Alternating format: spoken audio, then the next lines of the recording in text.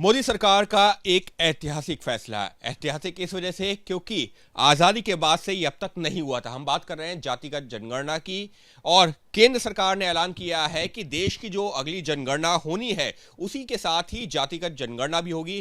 केसी Tyagi ji JDU के वरिष्ठ नेता हमारे साथ में हैं। सर, जिस तरीके का ये ऐलान किया गया है, आप लोग तमाम जो है सहयोगी दल भी मांग तो यही कर रहे थे कि इसको देश भर में जातिगत जनगणना होनी चाहिए।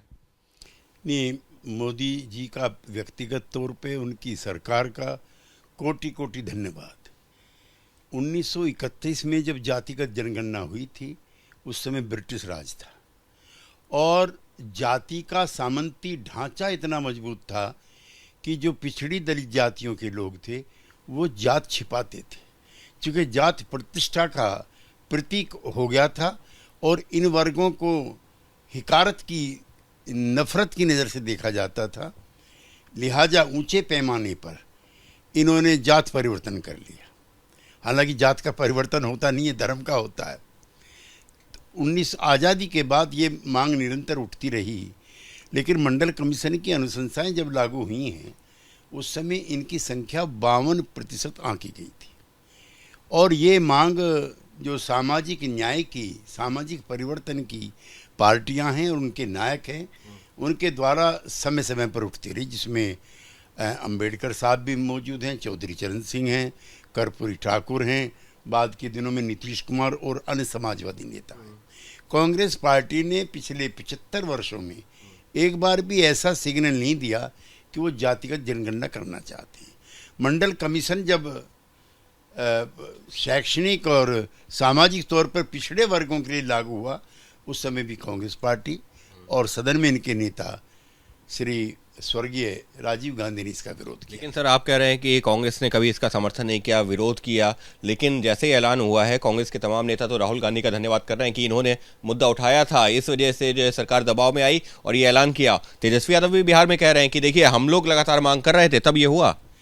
राहुल गांधी जी पिछले 5-6 वर्षों से सामाजिक न्याय को पकड़े हैं और जो हमारे पूर्वज हैं, मंडल कमीशन किसने लागू कराया, कौन लोग थे? उसके बाद बिहार में जातिगत जनगणना जो हुई है वो किसने कराई? हमारे नेता नीतीश कुमार ने। तो लिहाजा श्रेय लेने के लिए सब स्वतंत्र हैं, लेकिन इसके मूल में अंबेडकर, चरण सिंह, कर्पूरी ठाकुर और नीतीश कुमार समेत समाजवादी आंदोलन के और नेता भी शामिल। लेकिन सर, ये फैसला जो है बहुत लंबे समय से चर्चा इसकी चल रही थी, एक बड़ा राजनीतिक मुद्दा था, बिहार चुनावों से ठीक पहले लिया गया है, इसको क्या चुनावी असर? चुनाव से इसका मैं रिश्ता नहीं मानता। ये समाज में जाति व्यवस्था के विरुद्ध, अपने हकों की लड़ाई के लिए, सामाजिक बराबरी के लिए ये लिया गया फैसला है और इसके बहुत दूरगामी परिणाम होंगे। जो वंचित समाज के लोग हैं उनका सशक्तिकरण होगा, उनको संख्या का बोध होगा और जब संख्या का बोध होगा तो संख्या की हिस्सेदारी भी होगी। तो सर, इससे जो समाज में और ज़्यादा बंटवारा नहीं होगा? क्योंकि कुछ लोग ये भी सवाल उठाते हैं कि जातिगत जनगणना होगी फिर तो जो है अभी तक धर्म के आधार पर, फिर जाति के आधार पर बंटवारा। क्या समाज जाति पर आधारित नहीं है? क्या बड़े पदों पर चयन जाति के आधार पर नहीं हो रहा है? क्या वाइस चांसलर, राजदूत से लेकर के मुख्यमंत्रियों के चयन और एमएलए एमपी के टिकट का जाति के आधार पर नहीं हो रहे?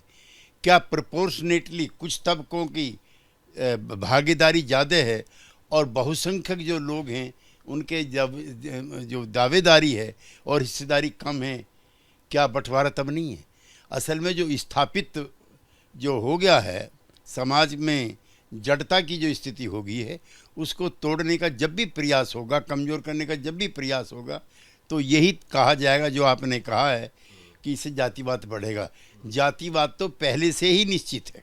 मैंने नहीं कहा, लेकिन जो चर्चा जो लोग जो सवाल उठाते हैं वो जो है, आपने जो प्रश्न उठाया है ये वो वर्ग उठाते हैं जिनका कई सौ सालों से राजकाज पर कब्जा है और भारत की गुलामी का, ये तो आरएसएस चीफ कह चुके हैं कि जाति के आधार पर जो बंटवारे समाज में हुए वही एक बड़ा कारण है हमारी दास्ता का।